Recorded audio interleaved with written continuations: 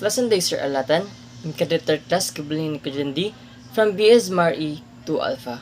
Today, I will be talking about law of conservation of mass, balancing a chemical equation, calculation of mass fraction of a compound, and its application in my discipline as future marine engineer.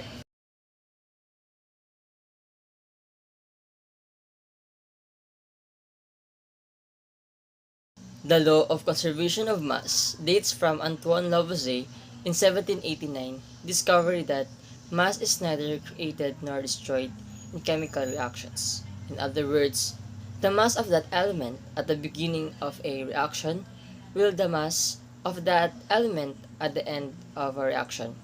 If we account for all reactants and a product in a chemical reaction, the total mass will be the same at any point in time in any closed system. If we react methane gas with oxygen, so let's say we have a closed container, and we're going to make 16 grams of methane in this container. We're also going to place 64 grams of oxygen gas, so the methane and the oxygen gas cannot leave the container. They're stuck there. As the reaction proceeds, is a combustion reaction. It's going to produce carbon dioxide and water vapor depending on the temperature. Now, let's say if you collect 44 grams of carbon dioxide, according to the law of conservation of mass, how many grams of water should you expect to be present at the end of this reaction? Now think of the total mass of the reactants, or the stuff on the left side. We have 16 grams of methane and 64 of oxygen, so therefore, we're starting with 80 grams of reactants. So before the reaction, we had 80 grams of matter. At the end of the reaction, we should still have 80 grams of mass. So if we have 44 of carbon dioxide, the remaining amount of mass should be water. 80 minus 44 is 36. So therefore, we should expect to collect 36 grams of water.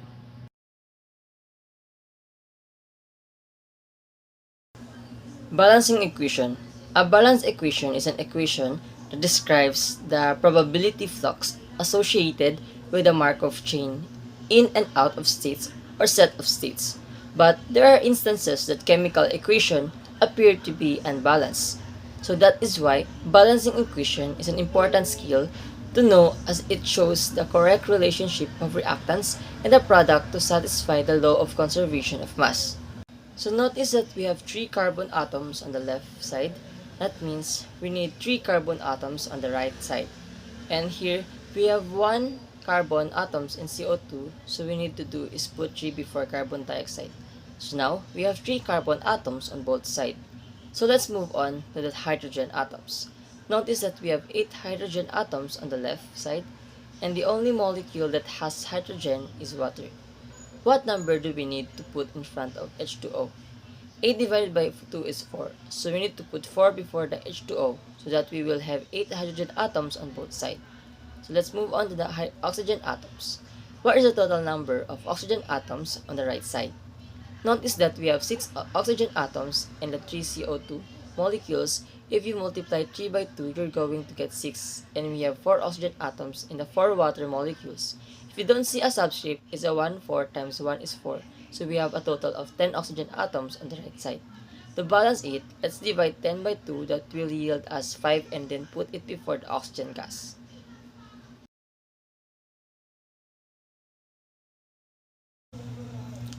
In a mixture, the mass fraction is the amount of mass of one substance divided by the mass of the total mixture. Here is an example.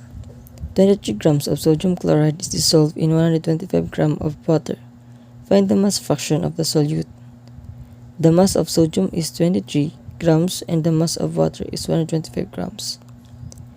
Mass of sodium chloride over mass of sodium chloride plus mass of the water. So we will have now 23 divided by 23 plus 123, then will result to 23 divided by 143. Then we will have a final answer of mass fraction of sodium chloride is 0.155. As a future marine engineer, this topic or learnings are very essential for me because since we are in the engine room, we are dealing a lot of chemicals. Balancing and finding the mass fraction are one example of how we deal with chemicals to be able to maintain the stability of the ship to avoid any accidents while sailing.